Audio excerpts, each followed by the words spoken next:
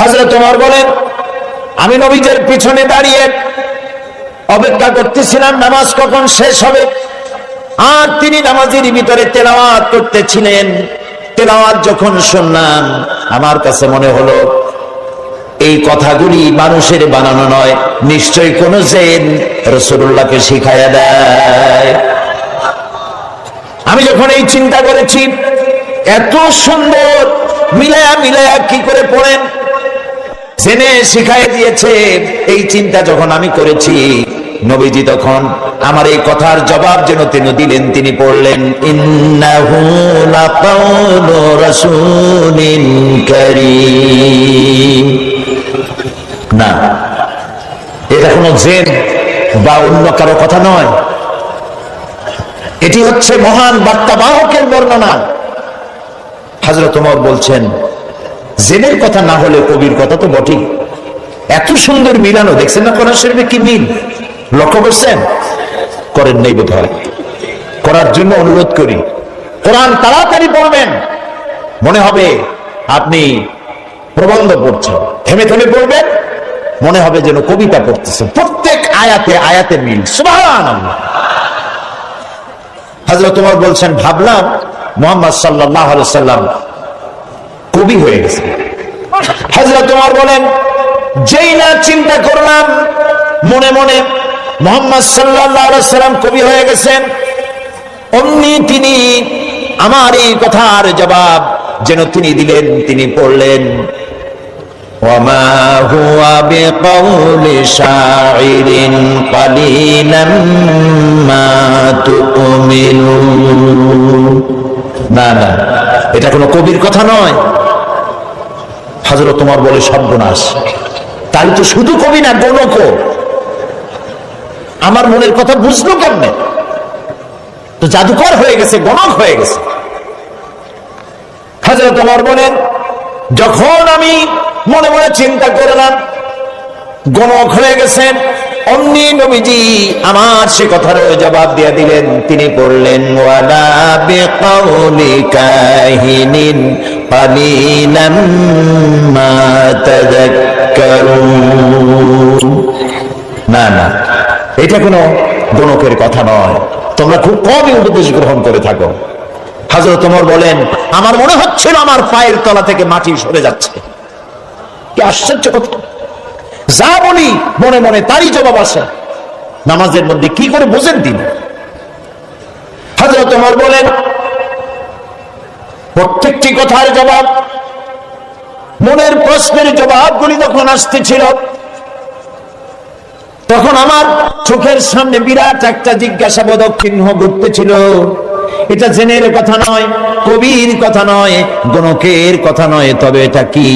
যেই না চিন্তা করেছি তবে এটা কি, অমনি নবীজি তেলাওয়াত করলেন, তানজিলুম মির রাব্বিল আলামিন। আল্লাহ রাব্বুল আলামিনের নাযিলকৃত কিতাব। হযরত ওমর বলছেন, আমার মনে হচ্ছিল ঈমান ইসলাম তার শিকড় শুদ্ধ আমার কলিজার মধ্যে ঘিরে বসতেছে। কিন্তু তখনও সময় আসে নাই হযরত ওমরের ঈমান কবুল করার। প্রিয় ভাই সব, রাসূলকে আল্লাহ রাব্বুল আলামিন পৃথিবীতে পাঠালেন এজন্য নয় তিনি আমাদেরকে মেসাক করা শুধু শিখাবেন, তিনি আমাদেরকে শুধু দাড়ি আর টুপির কথা বলবেন। একটি সমাজ বিপ্লব, একটি রাষ্ট্র বিপ্লব করার জন্য পাঠিয়েছেন। চুরি, ডাকাতি, জেনা, ব্যভিচার, হত্যা, ধর্ষণে ভরপুর সমাজ, এখানে এসেছেন তিনি। এই জাতির উপায়, এ মানুষ বাঁচবে কি করে? এর লক্ষ্য কি, উদ্দেশ্য কি, যাবে কই? আহারে, গরিবদের বাঁচার কোন অধিকার নাই। গরিবরা শোষিত, নির্যাতিত, নিপীড়িত, নিগৃহীত। বড় লোকদের সব জোর জার মুলুকটা। আর নারী, নারীর জীবনের তো কোনো দামই নাই। নারী হয়ে জন্মগ্রহণ করাই আজন্ম পাপ। মেয়ে হয়ে জন্মগ্রহণ করেছে, আছাড় মেরে মেরে ফেলতেছে। রাসূল এই জিনিসগুলি দেখলেন, নিজের চোখে অবলোকন করলেন। একটা ব্যতিক্রমী স্বভাব তিনি তৈরি হচ্ছেন। লোকেরা লক্ষ্য করলো, এক পর্যায়ে মক্কার লোকেরা রাসূলের নাম ভুলে গেল।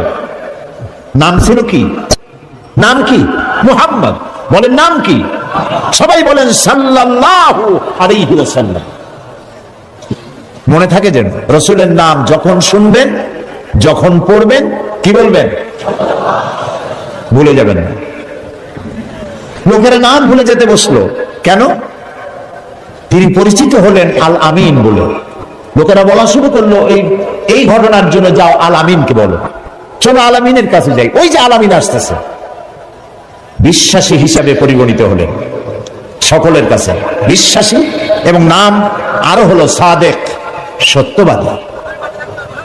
নবীজি যখন মক্কা থেকে হিজরত করে মদিনায় যান, যাওয়ার সময় হযরত আলীকে বলেছিলেন, আলী, আল্লাহ তাআলা অর্ডার করেছেন আমাকে মদিনায় যাওয়ার জন্য হিজরত করে, তুমি আমার বিছানায় শুয়ে থাকো আর একটা কাগজ কলম না, একটা লিস্ট তৈরি করো। হযরত আলী বলেন, আমি লিস্ট দিলাম আমানতে। সেই আমানত যারা রাখছে অধিকাংশ কাফেরের আমানত রাখছে। কার কাছে? মুহাম্মদ সাল্লাল্লাহু আলাইহি ওয়াসাল্লামের কাছে আমানত রেখেছে। কেন? কাফেরেরাও বুঝতো যেসব নেতার পিছনে ঘুরি এগুলো শয়তানের চাইতেও খারাপ। মুহাম্মদ সাল্লাল্লাহু আলাইহি ওয়াসাল্লামের সাথে বিরোধিতা করি, নেতাদের জ্বালায় পড়িয়া। আসলে তার মতো ভালো মানুষ আকাশের নিচে জমিনের উপরে আর নাই। কাফেররাও বুঝতো। এখনো আমাদের দেশে যত নেতা আছে, অনুসারীরা বোঝে খাঁটি শয়তান। নামাজ নাই না, দেখেন না, নামাজ নাই, রোজা নাই, আল্লাহ পরকালের চিন্তা নাই, মিথ্যা কথা বলে অনবরত। মানুষে যেমন বমি করে হড় হড় করে মুখ দিয়া মিথ্যা করি বমির মতো বাইর হইতে থাকে।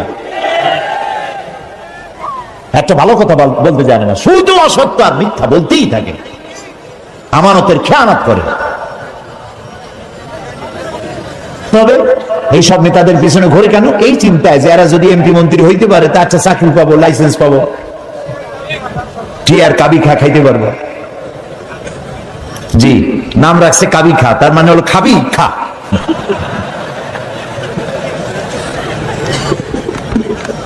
নবী করিম সাল্লাল্লাহু আলাইহি ওয়াসাল্লাম, আপনার আমার জীবন, আমাদের মা বাপের জীবন উৎসর্গ হোক রাসূলের কদম মোবারকের উপরে। সারাটা দুনিয়া ঋণী তার কাছে, তার স্বভাব চরিত্রের কাছে। মুহাম্মদ রাসূলুল্লাহ সাল্লাল্লাহু আলাইহি ওয়াসাল্লাম এই সমাজে বড় হলেন, বেড়ে উঠলেন, লক্ষ্য করলেন এদের বাঁচাবো কেমনে, উপায় কি? তিনি গারে হেরায় চলে গেলেন। ওটার নাম জাবালে নূর। আমরা গারে হেরা বলি, কিন্তু মক্কা শরীফে যে গারে হেরা কইলি কই চিনবেন না, জাবালে নূর। ওই জাবালে নূরে উঠলেন, অনেক উঁচা। আল্লাহ দয়া করে আমাকে একবার ওঠার তৌফিক দিয়েছিলেন, একবার উঠছি। তাতেই তখন তো আমার শরীর টরীর অনেক ভালো ছিল, ভালো মানে মোটা ছিলাম বেশি। উঠতে গিয়ে 3 বোতল পেপসি খাওয়া লাগছে, আর 2-3 দিন উরুতে ব্যথা ছিল। তাহলে চিন্তা করেন কত উঁচা। সেই পাহাড়ের অনেক উঁচায় একটা ছোট্ট জায়গা, একটা রাস্তা আছে একটুখানি, এই সোজাভাবে ঢোকা যায় না, কাত হয়ে কইয়া কাইত আছেন আমাদের দেশে বলে, ওই কইয়া কাইত হয়ে ঢোকা যায়। এবং ওখানে একটা জায়গা আছে যেখানে 2 জন একসাথে নামাজ পড়তে পারে, এরকম একটা গুহা। সেখানে নবী করিম সাল্লাল্লাহু আলাইহি ওয়াসাল্লাম চিন্তা গবেষণা করতে লাগলেন। যেদিন বয়স 40 বছর পূর্ণ হয়ে গেল, আল্লাহ রাব্বুল আলামিন তাকে নবুয়তের মর্যাদা দিয়ে দিলেন।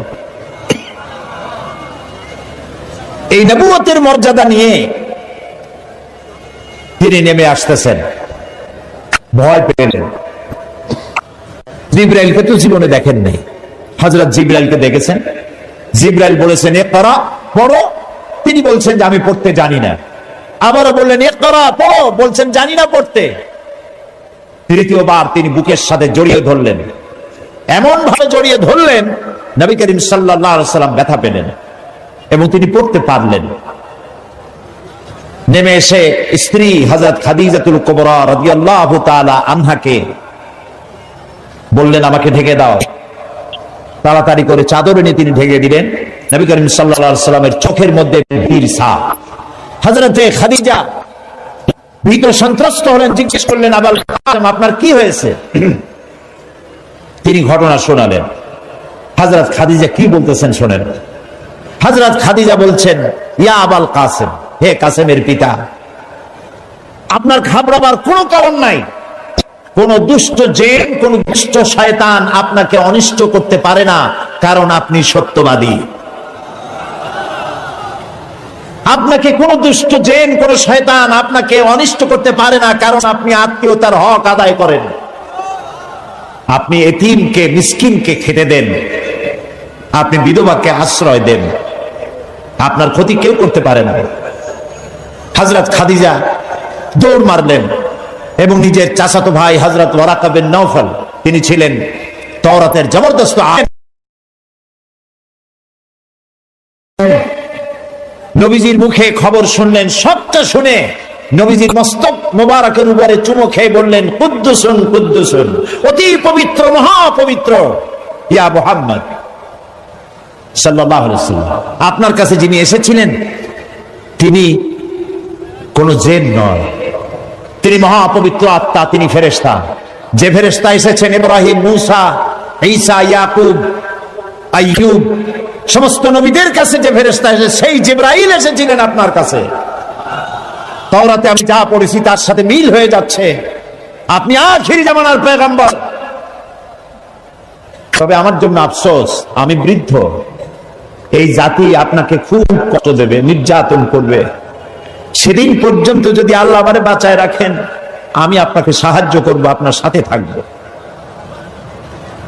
প্রিয় ভাই সব, একটা নারী, একজন স্ত্রী পুরুষের জন্য, স্বামীর জন্য সব থেকে উত্তম সাক্ষী দিতে পারে, এর থেকে ভালো সাক্ষী আর কেউ দিতে পারে না।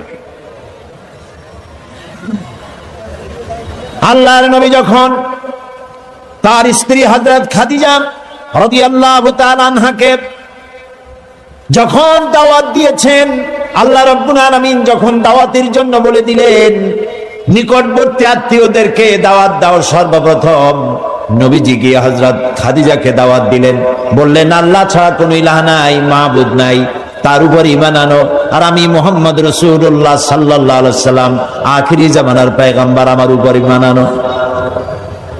স্ত্রীর জন্য স্বাভাবিক ছিল, স্ত্রী তো কমসে কম স্বামীকে চেনে, কি বলেন আপনারা, চেনে না? সব মানুষকে আপনি ধোঁকা দিতে পারবেন, সব মানুষকে আপনি চোখে ধুলা দিতে পারবেন, কিন্তু স্ত্রী ভাঙিয়ে দিতে পারবেন না, ঠিক কিনা বলবেন? স্ত্রী আপনার জন্য ভালোবাসা দিতে পারে, জীবন দিতে পারে, সব দিতে পারে, কিন্তু ঈমান আনা অত্যন্ত কঠিন। নবীজি যখন হযরত খাদিজাকে ঈমানের দাওয়াত দিলেন, হযরতে খাদিজা রাদিয়াল্লাহু তাআলা আনহা এক মুহূর্ত দেরি করেন নাই। রাসূলুল্লাহ হযরত খাদিজা বলছেন, ইয়া আবুল কাসেম, আপনি অবশ্যই আল্লাহর নবী। আমার কোনো বিন্দু মাত্র সন্দেহ নাই, কারণ বিগত 15 বছর আপনার সাথে ঘর সংসার করে আপনাকে যেভাবে দেখেছি, কোন সাধারণ মানুষের আচরণ এরকম হতে পারে না, আপনি অবশ্যই আল্লাহর নবী। নবী করিম সাল্লাল্লাহু আলাইহি ওয়াসাল্লাম এই দাওয়াত নিয়ে ছড়িয়ে পড়লেন ময়দানে। তিনি বলেছেন, লা ইলাহা ইল্লাল্লাহ। এই কালেমার দাওয়াত কি শুধু মুহাম্মদ সাল্লাল্লাহু আলাইহি ওয়াসাল্লামের ছিল না, সব নবীদের ছিল। দুনিয়ার সব নবীদের একটাই স্লোগান ছিল,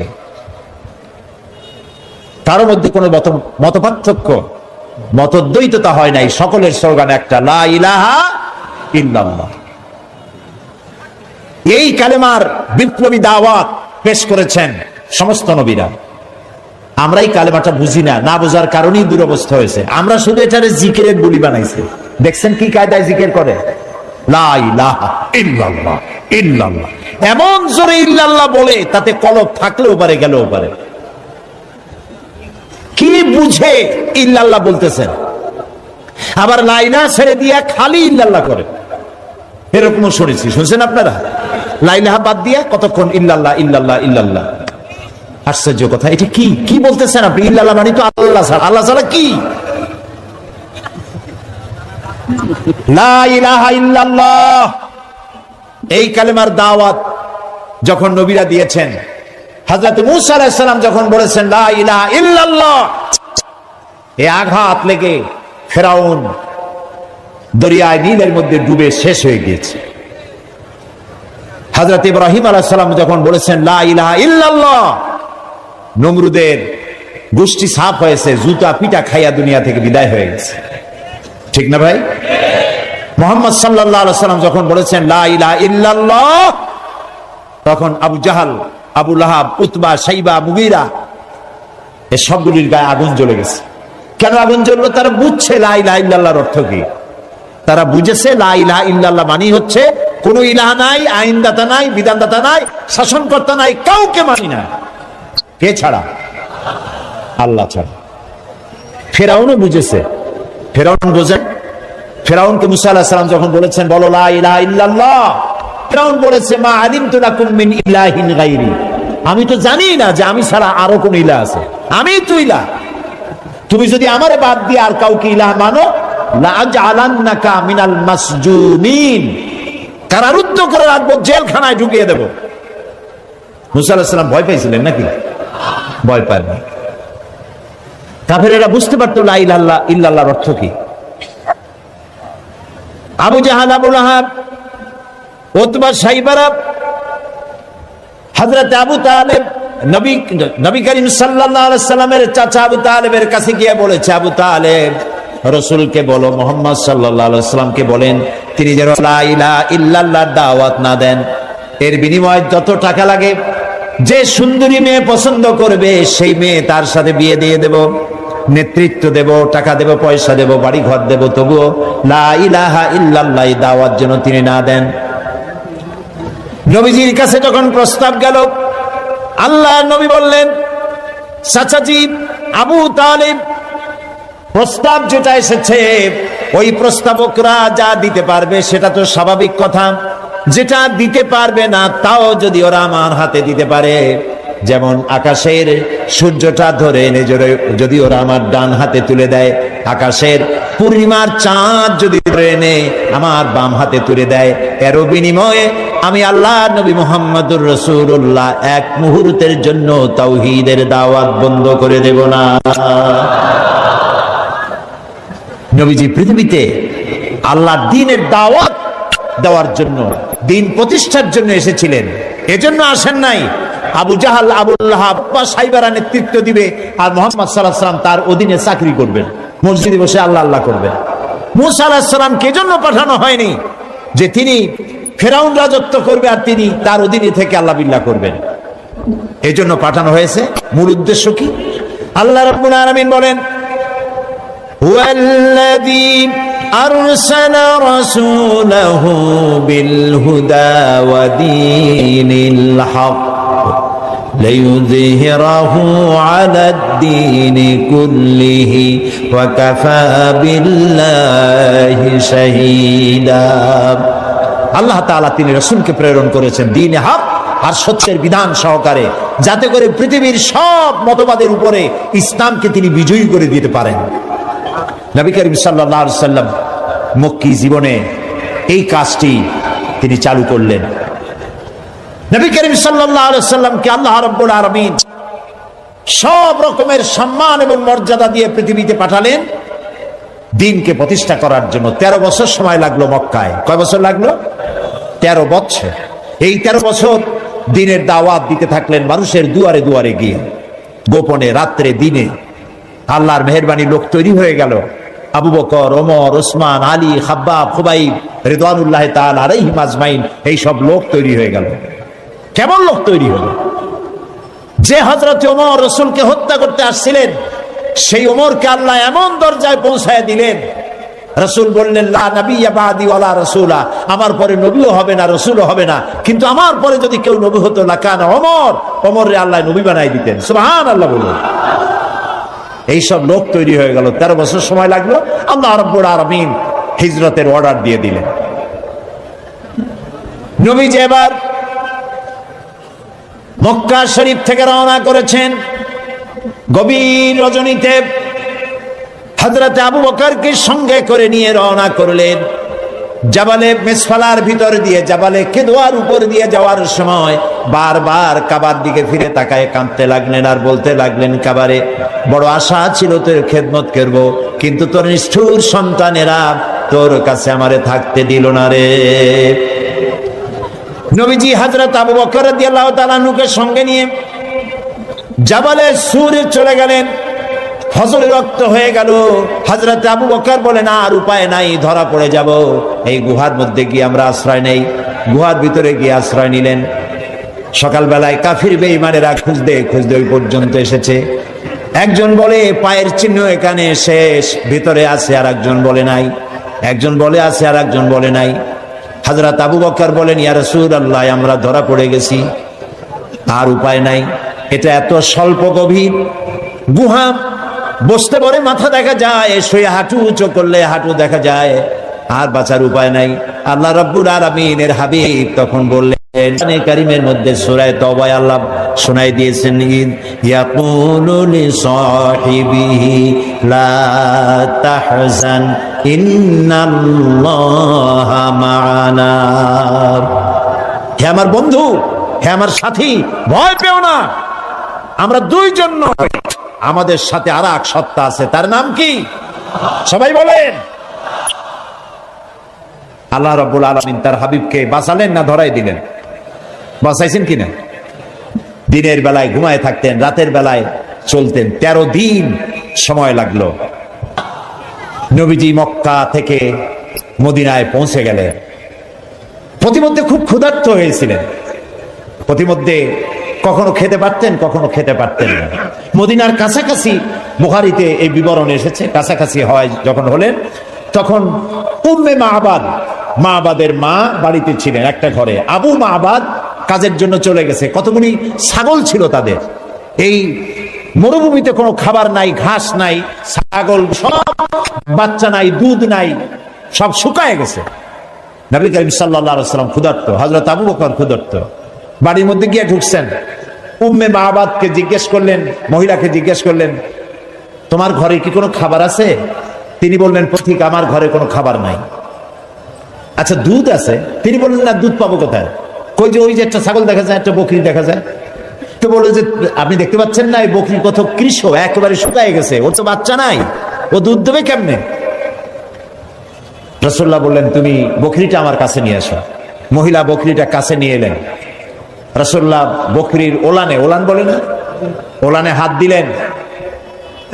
উম্মে মা'বাদ বললেন, আমি তাকিয়ে থাকলাম, বকরি তার দুটি ঠ্যাং ফাঁক করে দিল পেছনে, আর ওলান বড় হয়ে মাটিতে ঠেকে গেল।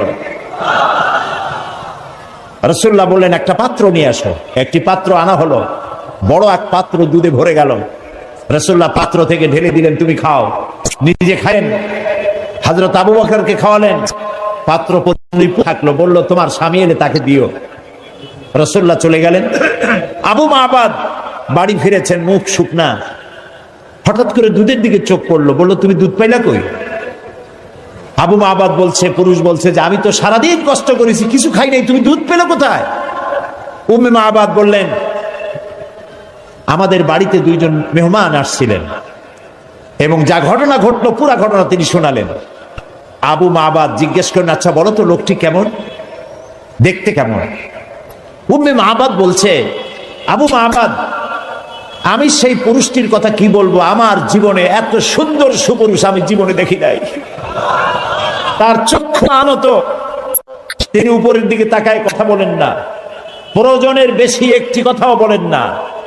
তার চলা, তার বসা, তার কথা, মুখের বাণী মণিমুক্তার মতো আমি সারা জীবনে এমন মানুষ দেখি নাই। আবু মা'বাদ বৃদ্ধ মানুষ, সব শুনে বলল, খুব সম্ভব তাওরাতে যে শেষ নবীর কথা শুনেছি, নিঃসন্দেহে তিনিই হবেন, আমার ভাগ্য খুলে গিয়েছে।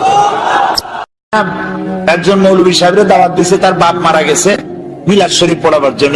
মিলাদ শরীফ পড়িয়া আমার বাপের নামে একটু সবরেসানি করে দেন। তুমি মিলাদ শরীফ পড়ে তারপরে মোনাজাত করছে, আল্লাহ তাআলা যা বললাম, আদম আলাইহিস সালাম, নূহ আলাইহিস সালাম, ইব্রাহিম আলাইহিস সালাম, মুসা আলাইহিস সালাম করতে করতে নবী করিম সাল্লাল্লাহু আলাইহি ওয়াসাল্লাম, তারপর সাহাবী, তারপর তাবিঈন, তারপর উলামা মুতাকাদ্দিমিন, মুতাআখিরিন, এরপর মুমিন মুমিনাত সব দিয়া, এরপর আল্লাহ এই কোরআন শরীফ যে পড়াইলো তার বাপের আমলনামায় দিয়ে দিও।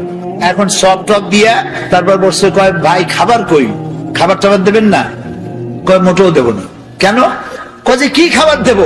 এক খতম হলো শরীফ পড়িয়া তুমি দিছো আদম আলাইহিস সালাম থেকে শুরু করে সবাই রে, তো আমার বাপে বাগে পাইছি কি? তো যে সব বাজানেরে তুমি দোয়া পাঠাইছো ওগুলোর বাড়ি যেয়ে খাও, আমি খাওয়াতে পারবো না। ভুল পথে আগাচ্ছি, ভুল পথে আগাচ্ছি। কোন মৌলভী সাহেব মৌলানা সাহেবের দাওয়াত না দিয়া আমার সন্তান যদি কোরআন তেলাওয়াত জানতো, আল্লাহর নবী বলেন মুমূর্ষ ব্যক্তির কাছে বসে সূরা ইয়াসিন তেলাওয়াত করো, আল্লাহ রাব্বুল আলামিন মৃত্যুর আযাব কমায়া দিবে। মরতে বসছে তখন ছেলেবেলেরা হা হুতাশ করতে চিল্লাইতেছে, কোরআন শরীফ পড়তে জানে না, হায় রে কপাল। জানাজা পড়তে গেছে, জানাজায় নিয়ে গেছে বাপের লাশ, সাতক্ষীরায় বাড়ি বানাইছে, ঘর আছে, দোকান আছে, পাট আছে, জমিন আছে, গাড়ি আছে, সব আছে, সন্তানরা আলেম বানায় নাই।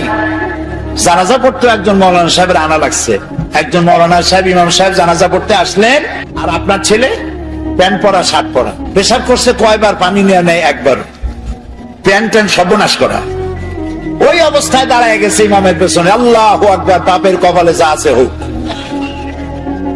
কথা কি আমি খারাপ বললাম না ঠিক বলছি?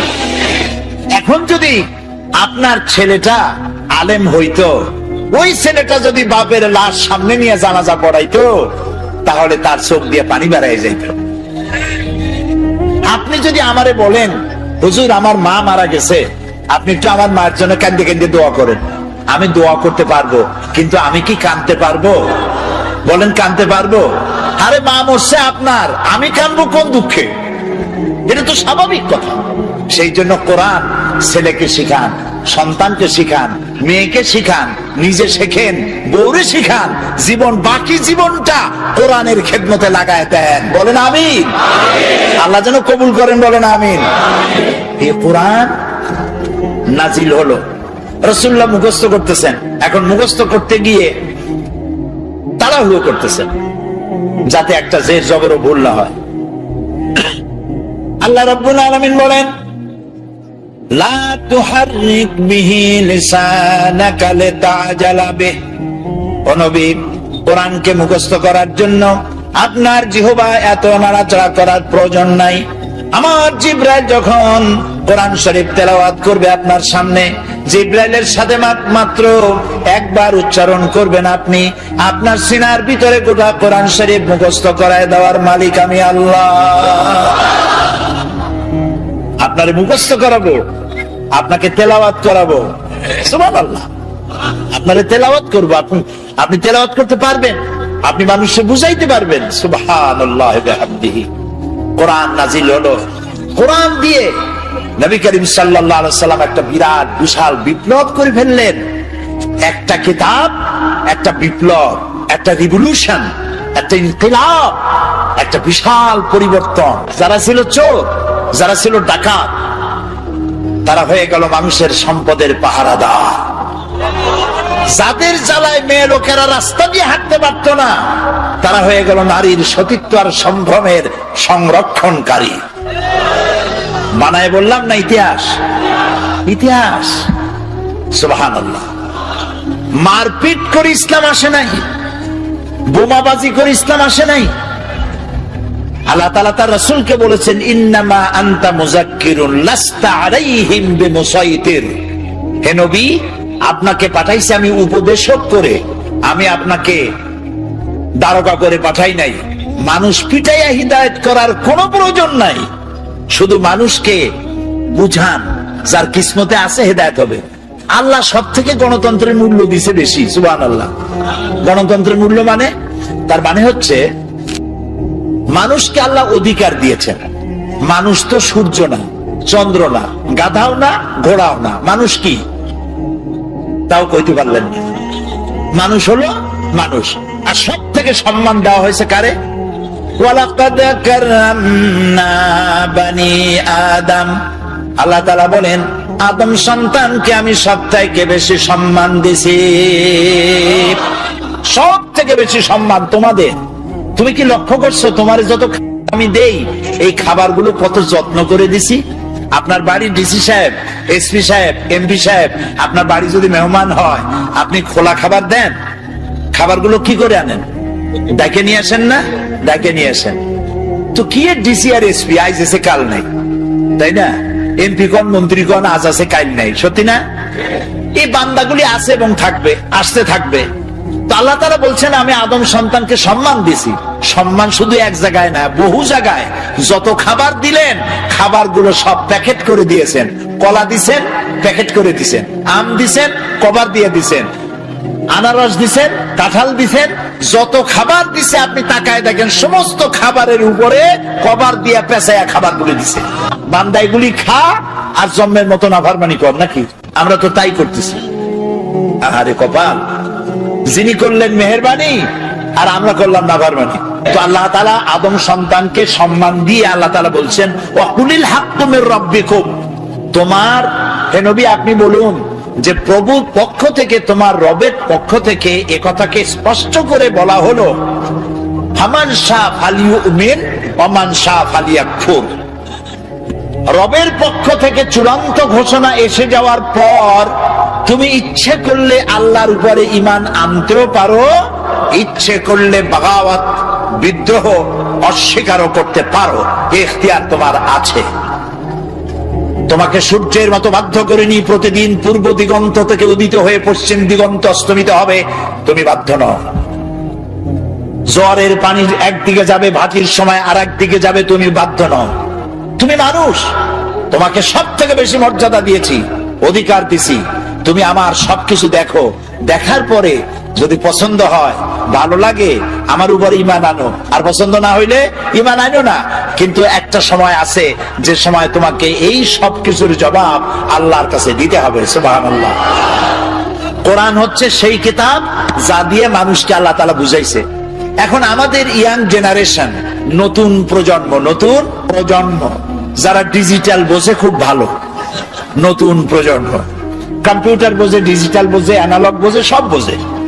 ওই যুবকেরা লেখাপড়ার সঠিক পদ্ধতিতে না হওয়ার কারণে, আমি যুবকদের দোষ দিচ্ছি না, দোষ হচ্ছে সিস্টেম অফ এডুকেশন, শিক্ষা পদ্ধতির দোষের কারণে নতুন জেনারেশন তারা বুঝতেছে কোরআন হচ্ছে 1400 বছর আগের পুরানা, আর বিজ্ঞান হচ্ছে নতুন।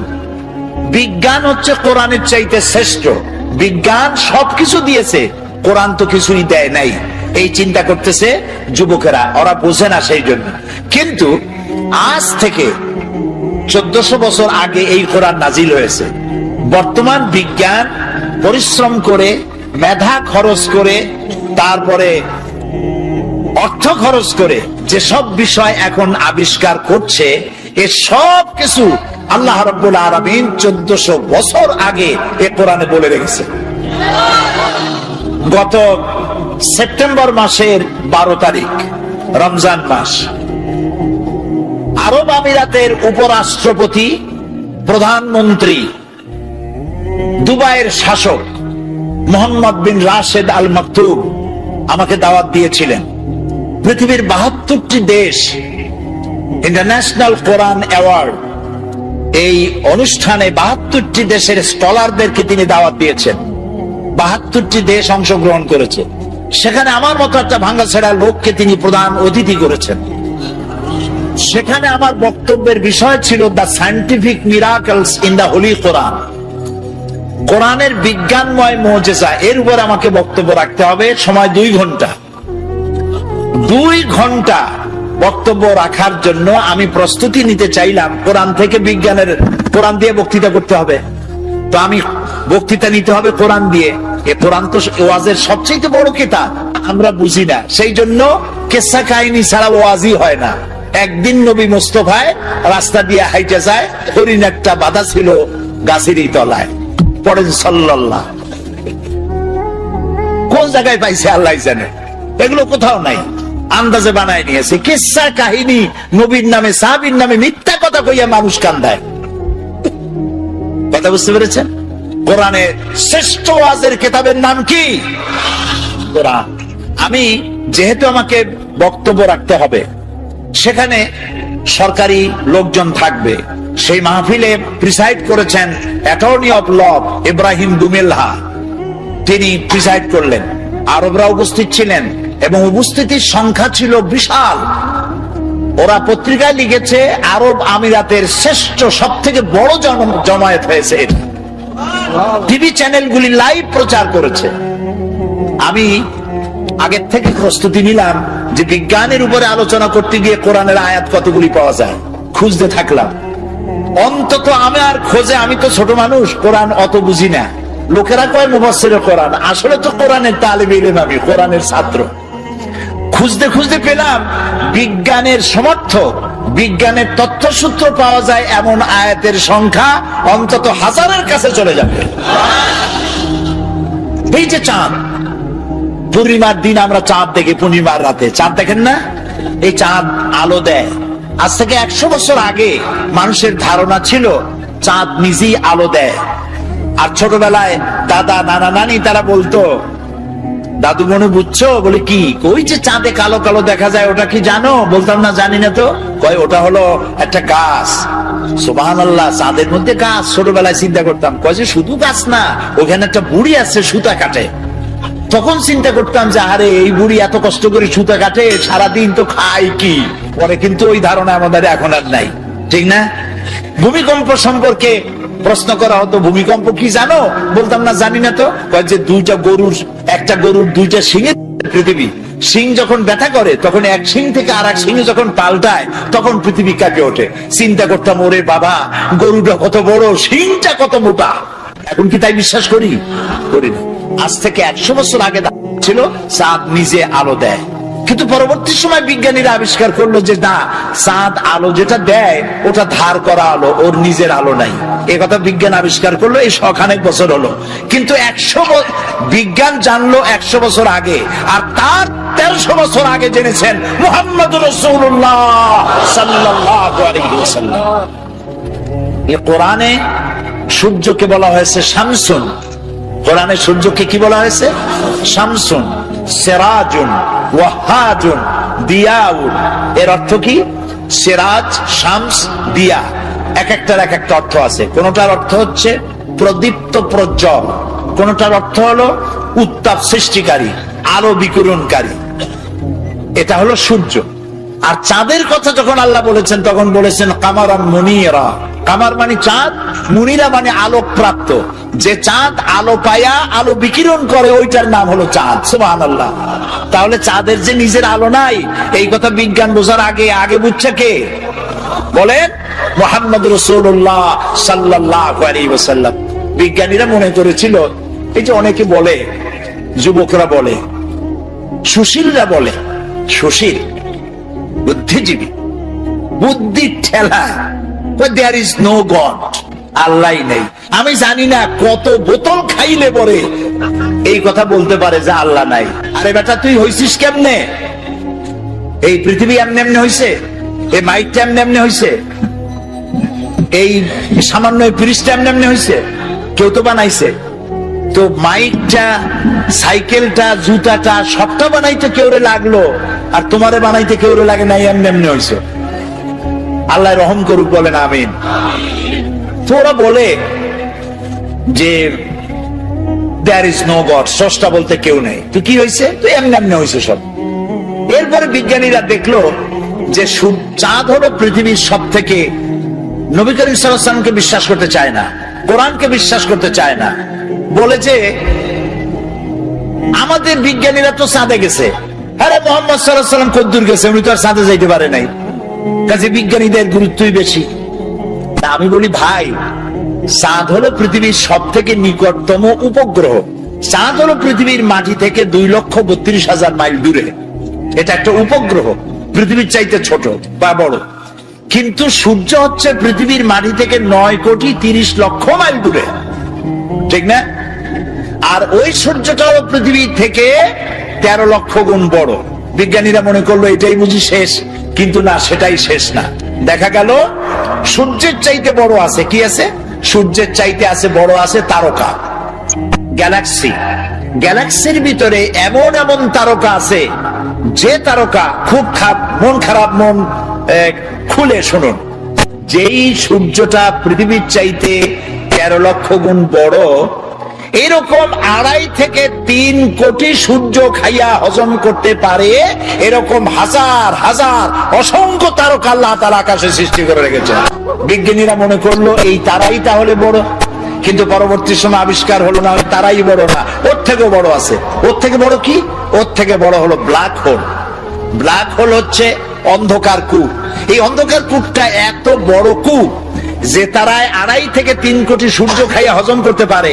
সেই তারা ঘুরতে ঘুরতে যদি ব্ল্যাক হোলের রেঞ্জের মধ্যে এসে যায়, তাহলে এই ব্ল্যাক হোল আপনি যেমন চকলেট চুষে শেষ করে ফেলেন, তার থেকে দ্রুত সময়ের ভেতরে ওই তারা চুষে শেষ করে ফেলে নেয়। এই কথা বিজ্ঞান জানলো সেদিন।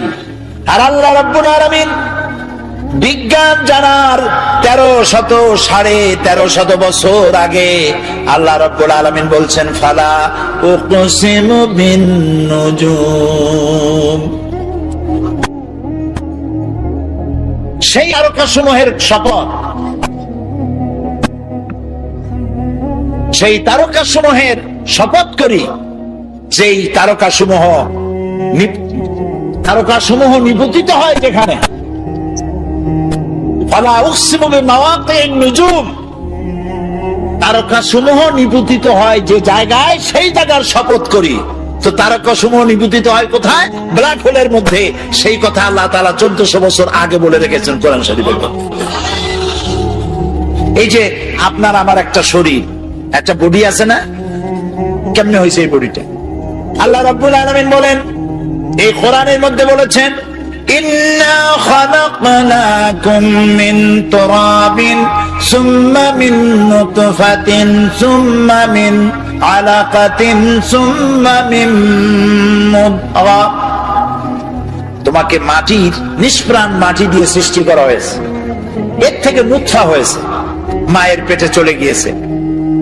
এখন বিজ্ঞানীরা, ভ্রূণ তত্ত্ববিদরা বলেন, ভ্রূণ তত্ত্ববিদ তারা বলেন ভ্রূণ থাকে মায়ের পেটে 3টা পর্দার আড়ালে।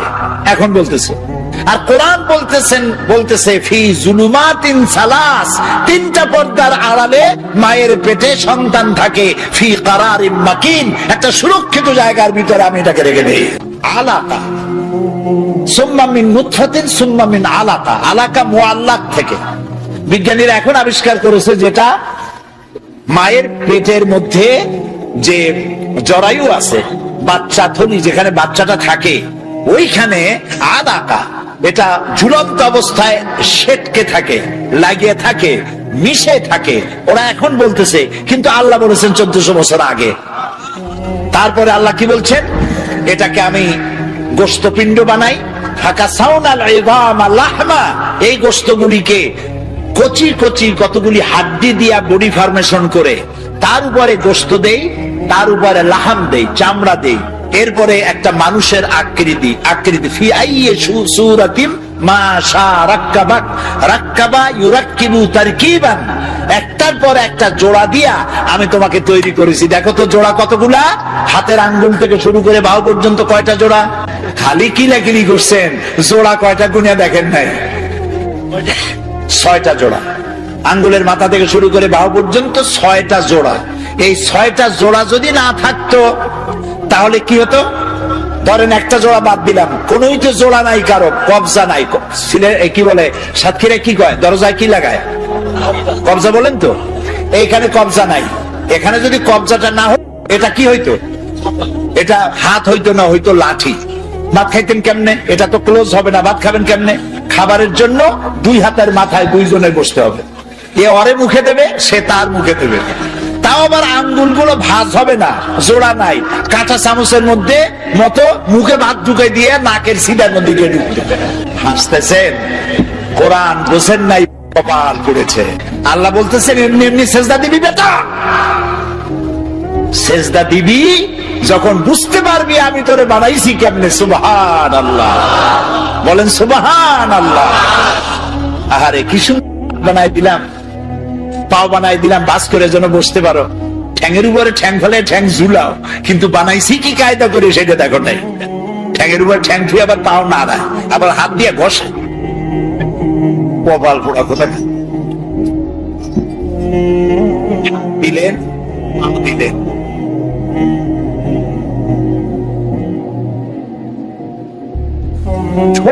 দিলেন কথা বলার জন্য, ওয়ালিসানাও ওয়া শাফাতাইন ওয়া হাদাইনাহুন নাজদাইন।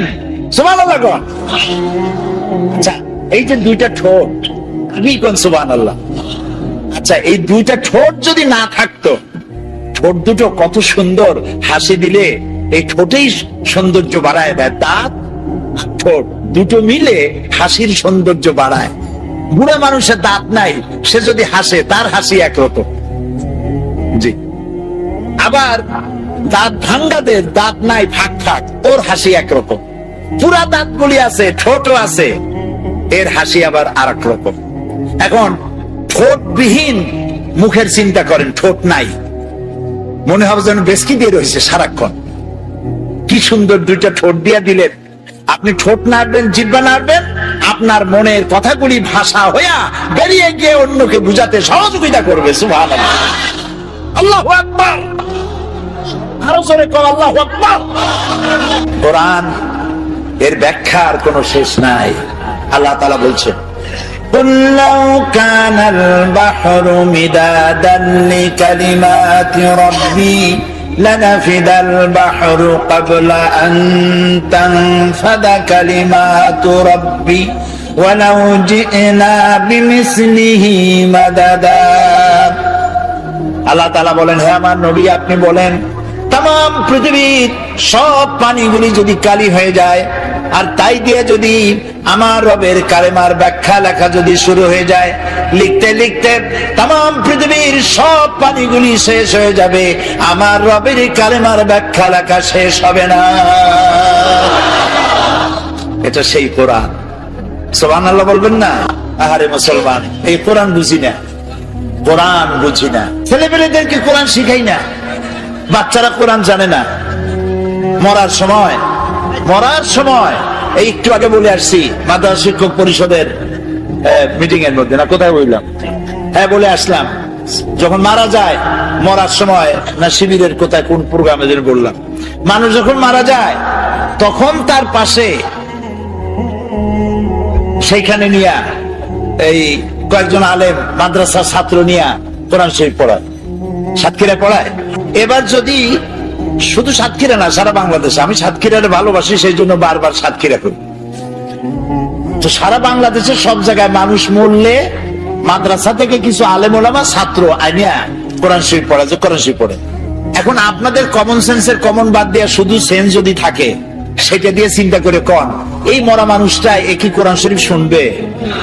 শুনতে পাবে না। তো এর কোরআন শুনে লাভটা কি? এখন এর যখন বাইসে ছিল তখন তো শোনার নাই, এখন মরিয়া গেছে, এই মরা মানুষটারে কোরআন শুনে লাভ কি?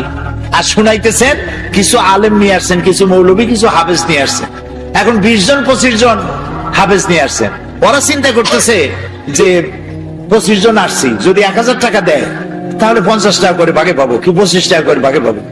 ও তেলাওয়াত করতেছে আর ফাঁকে ফাঁকে যদি এইগুলো চিন্তা করে, কোন হাফেজ আলেম রাগ করবেন না, আমি সত্যি কথা বলতেছি। এই চিন্তা যদি করে না, আমি ধরে নিলাম করে না, কিন্তু যদি করে পড়ার সময় যে পয়সা এত কয়টা দেবে, ভাগে পাবো এত, তাহলে বিশ্বাস করুন 1 পয়সারও সওয়াব হবে না। সারাদিন তেলাওয়াত করবেন, কোনো সওয়াব হবে না, তাহলে সবই হইল না। আর মরা মানুষের কাছে বসে পড়াইলেন, লাভটা হইলো কি? খামোকা কতগুলি পয়সা গেল। আল্লাহ পাকের মহব্বতে উদ্বুদ্ধ হয়ে যারা এতিম এবং মিসকিনকে যারা দান করে, আত্মীয় স্বজন, গরিব আত্মীয় স্বজন, অসহায় প্রতিবেশী, পথচারী, এদের জন্য যারা সাহায্য করে। কারণ হচ্ছে ইসলাম তো শুধু নামাজ রোজার কথাই বলেনি, ইসলাম মানুষের জীবনের সকল দুঃখ দুর্দশার দিকে লক্ষ্য রেখেছে। যারা বোঝে না তারা ইসলামকে শুধুমাত্র একটি ধর্ম মনে করে, আর ইসলামের যে অর্থনীতি আছে, সমাজনীতি আছে, এটা তারা বুঝতে পারে না। মাছের যেমন পচন ক্রিয়া শুরু হয় তার মাথা থেকে, সমাজের পচন শুরু হয় তেমন রাজনৈতিক নেতৃবৃন্দ, সমাজ নেতৃবৃন্দ এবং এক শ্রেণীর বুদ্ধিজীবীদের মাথা থেকে, তাদের থেকেই সমাজে পচন ক্রিয়া শুরু হয়ে যায়। এই শ্রেণীর লোকদের দাবি হলো ধর্ম আর অর্থনীতি সম্পূর্ণ দুই প্রান্তিক দিকে বাস করে। ধর্ম এক জিনিস আর অর্থনীতি হচ্ছে আর এক জিনিস, রাজনীতি হচ্ছে ভিন্ন জিনিস। তারা জানে না ইসলাম হচ্ছে পূর্ণাঙ্গ জীবন বিধান। আল্লাহ পাক বলছেন এই কোরআনকে যারা অনুসরণ করবে তাদের তো খাওয়া পড়ার অভাব হওয়ার কথা না। কোরআনে কারিমে আল্লাহ রাব্বুল আলামিন বলেন فمن تبع هداي فلا خوف عليهم ولا هم يحزنون। আল্লাহ পাক বলেন এই কোরআনের অনুসরণ যারা করবে, এই কোরআনের আইন যারা মেনে চলবে, কোরআনকে মেনে যারা চলবে, এর শাসন যারা মেনে চলবে, ফালা খাউফুন আলাইহিম, ওদের জন্য কোনো ভয় নাই, ওয়ালা হুম ইয়াহজানুন, ওদের জন্য কোনো চিন্তাও নাই। কিসের ভয় নাই? যেই সমাজে কোরআনের আইন চালু হয়ে যাবে ওই সমাজের ভিতরে চুরির ভয়, ডাকাতির ভয়, জেনার ভয়, হত্যার ভয়, ধর্ষণের ভয়, লাঞ্ছনার ভয়, গঞ্জনার ভয়, কোনো ভয় থাকবে না। ওয়ালা হুম ইয়াহজানুন, ওই সমাজের মানুষের মনে কোনো চিন্তাও থাকবে না। কিসের চিন্তা থাকবে না? যেই সমাজে কোরআন চালু হয়ে যাবে, কোরআনের আইন দিয়ে সমাজ পরিচালিত হবে, ওই সমাজের মানুষের খাওয়া পড়া, শিক্ষা, চিকিৎসা, বাসস্থানের কোনো চিন্তা থাকবে না। ইসলামী সমাজ তার গ্যারান্টি দেবে। জোরে বলেন সুবহানাল্লাহ। এটা আল্লাহ পাকের ওয়াদা। কার ওয়াদা? জোরে কোন তো? আল্লাহ পাক ফামান তাবিয়া হুদায়া ফালা খাউফুন আলাইহিম ওয়ালা হুম ইয়াহজানুন, আল্লাহ পাকের ওয়াদা। কিন্তু দুর্ভাগ্য আমাদের, আল্লাহর ওয়াদা বিশ্বাস হয় না। ওই যে প্রথম দিন বলেছিলাম যে ওয়াদার মৌসুম এসে গেছে, ওয়াদার এক বিরাট মৌসুম এসে গেছে। এখন থেকে যত জনসভা হবে শুনতে পারবেন শুধু ওয়াদা আর ওয়াদা। এই সব ওয়াদাগুলি মানুষেরা বিশ্বাস করে, কিন্তু আল্লাহ পাকের ওয়াদা মুসলমান হওয়া সত্ত্বেও মগজে ঢোকে না, মনের মধ্যে বিশ্বাস স্থাপন করতে পারে না। আল্লাহ পাক বলছেন কোরআনকে মানো, কোরআনকে মেনে চলো, তাহলে সমাজ সুন্দর হবে, ভয় থাকবে না, চিন্তা থাকবে না। এই পৃথিবীতে প্রথম দিন থেকেই পৃথিবীতে দুইটা শ্রেণী চলে এসেছে। এই পৃথিবীতে একটা হচ্ছে ধনী আর একটা হচ্ছে দরিদ্র। ধনী আর গরিব আবহমান কাল থেকে এই দুই শ্রেণী চলে আসছে। আদিকাল থেকেই মানুষ এই দুই শ্রেণীর ভিতরে সমতা সৃষ্টির জন্য প্রচেষ্টা চালিয়েছে। দার্শনিকরা চালিয়েছে, বিজ্ঞানীরা চালিয়েছে, এবং এক একজন এক এক ধরনের মতবাদ দিয়ে এই দুই প্রান্তিক অবস্থা থেকে একই সমান্তরালে আনার জন্য চেষ্টা আর কম করেনি। পুঁজিবাদের হাত থেকে রক্ষা পাওয়ার জন্য সমাজতন্ত্র তৈরি হলো, কমিউনিজম তৈরি হলো। অবস্থা তারা দেখতে পেল সর্বনাশ। আগে তো ছিলাম চোরের বাড়ির সামনে, সব চুরি হয়ে যেত, এখন তো ডাকাতের ঘাটে সেই নৌকা লাগালাম, এখন তো জানো যাবে। সেজন্য সমাজতন্ত্র পৃথিবীকে কিচ্ছু দিতে না পেরে নিজের দেশেই আত্মহত্যা করলো। এরপরে আবার বাঁচার জন্য মুক্ত বাজার অর্থনীতির নামে সমাজতন্ত্রীরা আবার সেই পুঁজিবাদের দিকে অগ্রসর হওয়ার চেষ্টা চালাচ্ছে। পৃথিবী সাক্ষী, দুনিয়া সাক্ষী, মানুষের তৈরি করা মতবাদ দিয়া পৃথিবীতে কোথাও স্থায়ী কোনো শান্তি আসে নাই। এ কথাটা কি মিথ্যা না সত্য? এ কথা মিথ্যা না সত্য? সুতরাং এই পৃথিবীর বুকে না সমাজবাদ দিয়ে শান্তি হবে, না পুঁজিবাদ দিয়ে শান্তি হবে। পৃথিবীর বুকে শান্তি হতে পারে কেবলমাত্র নবীদের পরিকল্পনার মাধ্যমে। কারণ দার্শনিক বিজ্ঞানীরা যা বলেছেন, পরিকল্পনা দিয়েছেন, সব তাদের মন মস্তিষ্ক প্রসূত। আর আম্বিয়া আলাইহিমুস সালাম যে পরিকল্পনা দিয়েছেন, সব আল্লাহ রাব্বুল আলামিনের দেওয়া। নবীদের পরিকল্পনা কার? জোরে চিল্লা এখন কার? আল্লাহ রাব্বুল আলামিন তাদেরকে পরিকল্পনা দিয়েছেন। সেই পরিকল্পনার ভিত্তিতে তারা আদর্শ সেট করেছেন। মানুষের মধ্য থেকে দুঃখ, দুর্দশা, দারিদ্র, ক্ষুধা সব দূরীভূত হয়েছে, মানুষ সুখ পেয়েছে, সমৃদ্ধ পেয়েছে। আমার বন্ধুগণ, ইসলামী বিপ্লবীর দাওয়াতের পর্যায়ে মক্কি জিন্দেগিতে যখন সূরাগুলি রাসূলের আসতেছিল, সেই সময় আল্লাহ রাব্বুল আলামিন বলেছেন ওয়াহাদাইনাহুন নাজদাইন, আমি কি উভয় স্পষ্ট পথ তাদেরকে দেখায় দেই নাই? উভয় স্পষ্টভাবে তাদেরকে দেখানো হয়েছে। ফালাক্তাহামাল আকাবাতা ওয়া মা আদরাকা মাল আকাবা ফাক্কু রাকাবা। তুমি কি জানো, তারা আসল কথা হলো তারা সেই দুর্গম বন্ধুর ঘাঁটিটি অতিক্রম করতে চায় না। তুমি কি জানো সেই বন্ধুর দুর্গম ঘাঁটিটি কি? তা হচ্ছে শৃঙ্খল বন্দি দশা থেকে মানুষদেরকে মুক্ত করে দেওয়া, আর আও ইতআমুন ফি ইয়াউমিন যী মাসগাবা ইয়াতীমান যা মাকরাবা আও মিসকিনান যা মাতরাবা। উপবাসের দিনে নিকটবর্তী এতিম দুঃখীকে খেতে দেওয়া, আর ধুলামলিন মিসকিন যারা আছে তাদেরকে খেতে দেওয়া। যাদের পেটে খাবার নাই, ক্ষুধার দিনে খুঁজে খুঁজে তাদেরকে খাবার দেওয়া। এই সমস্ত কাজ যারা করবে, আল্লাহ রাব্বুল আলামিন তাদের সম্পর্কে বলেছেন উলাইকা আসহাবুল মাইমানা। কিয়ামতের দিন এদের ডান হাতে আল্লাহ রাব্বুল আলামিন আমলনামা দান করবেন। জোরে কোন সুবহানাল্লাহ। আমলনামা বেঈমান যারা তাদের হাতে আসবে, তাদের কোন হাতে আসবে?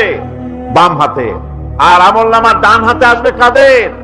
এই সমস্ত লোকদের যারা এতিমকে মিসকিনকে যারা খেতে দিয়েছে, আর খেতে দিয়ে এতিম মিসকিনদেরকে খেতে দিয়ে তারপরে এর দ্বারা তাদেরকে কোনো খোঁটা দেয় নাই। তাদেরকে কেন খাওয়াইস? কোরআনে কারীম বলছে ওয়ায়ুতঈমুনা আত-তাআমা আলা হুব্বিহি মিসকিনান ওয়া ইয়াতীমান ওয়া আসীরা। আল্লাহর সৎ লোকেরা আল্লাহর ভালোবাসায় উদ্বুদ্ধ হয়ে খাবার খাওয়ায় মিসকিনদেরকে, এতিমদেরকে। আর তারা বলে ইন্নামা নুতঈমুকুম লিওয়াজহিল্লাহি লা নুরিদু মিনকুম জাযাআন ওয়ালা শুকুরা। আমরা যে তোমাদের খাইতে দিলাম, এ খাওয়াচ্ছে শুধুমাত্র আল্লাহকে খুশি করার জন্য। কারে খুশি করার জন্য? আল্লাহরে খুশি করার জন্য। এই খাবারের ব্যাপারে তোমাদের কাছ থেকে কোনো কৃতজ্ঞতা চাই না। যেটা করি সেটা আল্লাহর জন্যই করি, আল্লাহকে খুশি করার জন্য। সুতরাং না কৃতজ্ঞতা চাই, না এর দ্বারা কোনো বিনিময় চাই। আল্লাহ রাব্বুল আলামিন এতিমের মাল সম্পদ আত্মসাৎ করার ব্যাপারে কঠোরভাবে নিষেধ ঘোষণা করেছেন। এতিমের মাল সম্পদ যেন আত্মসাৎ করো না। কোরআনে কারিমে স্পষ্ট ভাষায় বলা হয়েছে ওয়াতুল ইয়াতামা আমওয়ালাহুম ওয়া লা তাবাদদালুল খাবিসা বিত-তাইয়্যিব। এতিমের মাল ধন সম্পত্তি যথাযথভাবে তাদের হাতে ফিরিয়ে দাও। ওয়া লা তাবাদদালুল খাবিসা বিত-তাইয়্যিব। আর তাদের ভালো মালগুলি তোমার খারাপ মাল দিয়া বদলাইয়া দিও না। ولا تأكلوا أموالهم إلى أموالكم إنه كان حوبا كبيرا। আর তাদের সম্পদ তোমাদের সম্পদের সাথে যেন মিশাইয়া হজম করে ফেলে দিও না। এটা অত্যন্ত মস্ত বড় গুনাহ। এ কাজ তোমরা করবে না। এতিমের ধন সম্পত্তি সাধারণত মামা এবং চাচাদের হাতে থাকে, ঠিক কিনা? এতিমের সম্পদ থাকে তাদের কাছে, মামা আর চাচাদের কাছেই বেশিরভাগ থাকে। এতিম তো ছোট্ট মানুষ, বড় হতে সময় লাগে। এই ফাঁকে তার ভালো মালগুলি নিয়ে তার বদলে নিজের পচা মাল রেখে দেয়, অথবা তার ভালো সম্পত্তিটা নিজের সম্পত্তির সাথে মিলাইয়া একাকার করে ফেলে দেয়। আল্লাহ রাব্বুল আলামিন কঠোরভাবে নিষেধ করেছেন, খবরদার এই কাজটি করবে না। যারা এমন কাজ করে, এতিমের মাল যারা নষ্ট করে, এতিমের মাল যারা খায়, তাদের সম্পর্কে আল্লাহ পাক বলছেন ইন্নাল্লাযীনা ইয়াকুলুনা আমওয়ালাল ইয়াতামা যুলমান ইন্নামা ইয়াকুলুনা ফি বুতুনিহিম নারা ওয়া সায়াসলাউনা সাঈরা। অন্যায়ভাবে এতিমের মাল যারা ভক্ষণ করে তারা তো এতিমের মাল খায় না, বরং পেটের মধ্যে তারা আগুন ঢুকায়। পেটের মধ্যে কি ঢুকায়? আর অচিরেই এদেরকে জাহান্নামে নিক্ষেপ করা হবে। কোথায় নিক্ষেপ করা হবে? জাহান্নামে। যারা এতিমের মালকে ভক্ষণ করে, এতিমের মাল নষ্ট করে, এতিমের হক নষ্ট করে, তাদের জায়গা জাহান্নাম। আর এতিমের মাল যারা খায় তারা যেন আগুন খায়। কি খায়? এতিমের ধন সম্পদ হজমকারীদের ব্যাপারে তাদের যে বিরাট হীনমন্যতা কাজ করে। এজন্য আল্লাহ পাক বলতেছেন, কাল্লা বাল্লা তুকরিমুনাল ইয়াতীম। না, কখনোই নয়। আসল ব্যাপার হচ্ছে তোমরা হীনমন্যতার কারণে এতিমকে সম্মান দাও না, এতিমকে মর্যাদা দাও না। ওয়ালা তাহাব্বুনা আলা তাআমিল মিসকিন। আর মিসকিনদেরকে তোমরা পরস্পরকে খেতে দেওয়ার জন্য তোমরা উৎসাহিত করো না। নিজেরাও খাও না, অন্যদেরকেও সে পথে উৎসাহিত করো না। এই যে কাজগুলি তোমরা করো, এটা মস্ত বড় অপরাধ। আল্লাহ রাব্বুল আলামিন এতিমের মাল সম্পর্কে আরো বলছেন, ওয়ালা তাকরাবু মালাল ইয়াতীম ইল্লা বিল্লাতী হিয়া আহসান হাত্তা ইয়াবলুগা আশুদ্দাহু। আল্লাহ পাক বলছেন, এতিমের মালের নিকটবর্তীও হবে না যতক্ষণ পর্যন্ত তারা যৌবন প্রাপ্ত না হয়, বুদ্ধি শুদ্ধি না আসে, ততক্ষণ পর্যন্ত এতিমের মালের কাছে যাবে না। হ্যাঁ, যাবে মালটাকে রক্ষণ করার জন্য, রক্ষণাবেক্ষণ করার জন্য, মালগুলি খাওয়ার জন্য না। এতিমদের ব্যাপারে আল্লাহ পাক এভাবে সতর্ক করেছেন। মানুষ যখন, বাচ্চাগুলি যখন এতিম হয়ে যায়, বাচ্চা বেঁচে থাকতে, বাচ্চার বাপ মা বেঁচে থাকতে বাচ্চারে কোলে নেয়। দেখবেন বড় লোকের ছেলে দেখতে ভালো দেখা যাচ্ছে না, নাকে ময়লা, তাতে ময়লা, তারপরেও বড় লোক, সেই জন্য বাচ্চাটারে কোলে নেয়। ইচ্ছা করে না, তারপরেও তারে খুশি করার জন্য কোলে নেয়। করে না কিরকম? এরকম করে। বাপ মা বেঁচে আছে, তখন চাচাতে মামুতে ভাগ্নাকে ভাতিজাকে আদর করে কোলে নেয়, ঘাড়ে নেয়, চুমা খায়। আর যখন বাপ মা মরে গেল, বাপ যখন মারা গেল, এই ছোট্ট বাচ্চাটি চাচার দিকে ফেলফাল করে তাকায়, মায়ের দিকে তার মামার দিকে ফেলফাল করে তাকায়, একটি বারের জন্য কোলে নিয়ে তখন আর আদর করে না। মনের মধ্যে তখন দুর্বিসন্ধি থাকে, এই বাচ্চা মরুক অথবা তার সম্পদ যা আছে সম্পদগুলিকে লুটপাট করে নেই।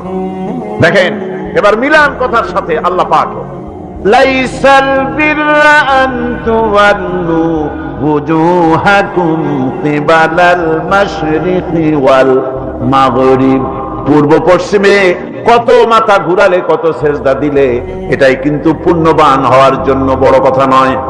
বরং সত্যই হলো আগে যা বলেছি সেগুলি। আর সত্য হলো এতিম মিসকিনদেরকে, বিধবাদেরকে, অসহায়দেরকে সাহায্য করতে হবে। এগুলি করলে তাহলে তুমি মুমিন বলে প্রমাণিত হবে। তুমি সব ব্যক্তি ভালো মানুষ, নেককার, পুণ্যবান বলে আল্লাহ পাকের দরবারে তুমি প্রমাণিত হবে। আল্লাহ পাক বলছেন, ওয়াকামাস সালাতা ওয়া আতাজ যাকাত। সত্যিকারের নেককার এবং পুণ্যবান হওয়ার জন্য নামাজ প্রতিষ্ঠা করতে হবে আর যাকাত আদায় করতে হবে। আমি নামাজটাকে মাঝখান থেকে ছেড়ে দিলাম আগামীকালের জন্য ইনশাআল্লাহ। যেহেতু এতিম মিসকিনদের কথা, সাদকার কথা, দানের কথা বলছি, আর যাকাত আছে সামনে, এটার সাথে যাকাতটারে মিলাই দিই, তাহলে কালকে শুধু নামাজের ব্যাপারে বললেই চলবে ইনশাআল্লাহ। আর নামাজ আর যাকাত এতই গুরুত্বপূর্ণ, যেটা ছাড়া ইসলামের ইমারত গড়তেই পারে না, ইসলাম থাকতে পারে না, মুসলমান থাকতে পারে না, শান্তি থাকতে পারে না, স্বাধীনতার গ্যারান্টি হতে পারে না।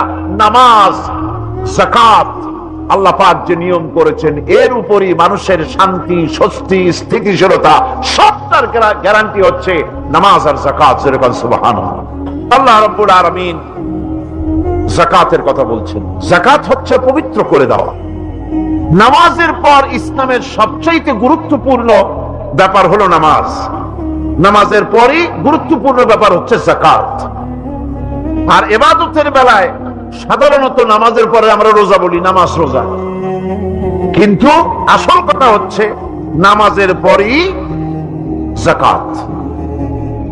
কোরআনে কারিমে এভাবেই বলা হয়েছে, নামাজ এবং যাকাত এই দুটি জিনিস হচ্ছে ইসলামের প্রধান স্তম্ভ।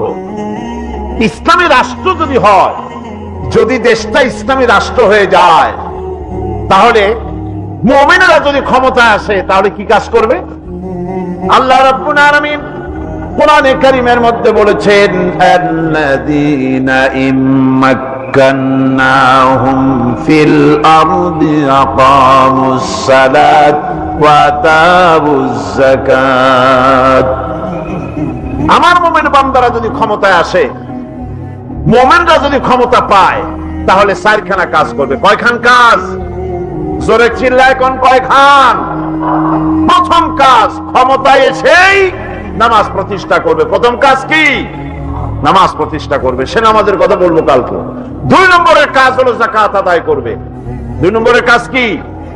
যাকাত আদায় করবে। যাকাত বোর্ড গঠন করবে না, যাকাত আদায় করবে। যে সরকার নামাজ প্রতিষ্ঠা করে না, সে সরকারের যাকাত বোর্ড করে যাকাত আদায় করার অধিকার থাকার কথা নয়। সুবিধাবাদ জিন্দাবাদ দিলে তো চলবে না। যাকাতের টাকা নিয়ে করেন কল্যাণমূলক কাজ, কিন্তু আল্লাহর হুকুম তো সেরকম না। আল্লাহর প্রথম হুকুম হলো নামাজ প্রতিষ্ঠা করতে হবে, তারপরে যাকাত আদায় করতে হবে। কোরআন শরীফ খোলার সাথে সাথে যে জিনিসটা নজরে পড়ে সেটা কি? কোরআনে কারীম খোলার সঙ্গে সঙ্গে যে জিনিসটি নজর পড়ে তা হলো আলিফ লাম মিম যালিকাল কিতাবু লা রাইবা ফীহি হুদাল লিল মুত্তাকিন আল্লাযীনা ইউমিনুনা বিল গায়বি ওয়া ইউকিমুনাস সালাতা ওয়া মিম্মা রাযাকনাহুম ইউনফিকুন। এই কিতাবের মধ্যে কোনো সন্দেহ নাই, মুত্তাকিনদের জন্য কিতাব হেদায়েত, হেদায়েতের জন্য এসেছে। আর মুত্তাকি হচ্ছে তারা যারা নাকি গায়েবের প্রতি ঈমান আনে, অদৃশ্যকে বিশ্বাস করে, নামাজকে প্রতিষ্ঠা করে, আর আমি যে রিজিক দিয়েছি তার দ্বারা আমার রাস্তায় খরচ করে। ইসলাম নামাজের পরই যাকাতের জায়গাটা দিয়েছে। যেখানেই আছে আকিমুস সালাত, সেখানেই আছে ওয়াতুজ যাকাত। দেখছেন কি ধরনের একটা মিল? যেখানেই নামাজ প্রতিষ্ঠা করো সেখানে যাকাত আদায় করো। তার মানে হলো নামাজ সঠিকভাবে প্রতিষ্ঠা হতেই পারে না যাকাত ভিত্তিক অর্থ ব্যবস্থা পরিচালিত হওয়া ছাড়া। কারণ একটি গরিব মানুষ, পেটে খাবার নাই, সে নামাজ পড়তে যখন দাঁড়িয়েছে তার নিজের পেটে খাবার নাই, তার বাচ্চা অসুখে তড়পাচ্ছে, তার ছেলের পরীক্ষার ফি নাই, ফি দেওয়ার মতো পয়সা নাই, তার স্ত্রীর পরনে কাপড় নাই, নামাজ পড়তে দাঁড়িয়েছে, স্বাভাবিকভাবেই নিজের ক্ষুধার যন্ত্রণা, বিবি বাল বাচ্চার কষ্টের কথা, এগুলি তার মনের মধ্যে তোলপাড় করে উঠবে। এ কথা আল্লাহর চাইতে আর কে ভালো বুঝবে? সেই জন্য আল্লাহ পাক বলেছেন, আকিমুস সালাত ওয়া আতুজ যাকাত, নামাজ প্রতিষ্ঠা করো, যাকাত আদায় করো। নামাজ আর যাকাতকে পাশাপাশি রাখা হয়েছে। আর এই নামাজ আর যাকাত দুনিয়ার সমস্ত নবীদের উপর আল্লাহ ফরজ করেছিলেন। কোন সুবহানাল্লাহ। এ শুধু আপনার আমার নবীর উপরে না, দুনিয়ার সব নবীদের উপরে নামাজ আর যাকাত কি ছিল? ফরজ।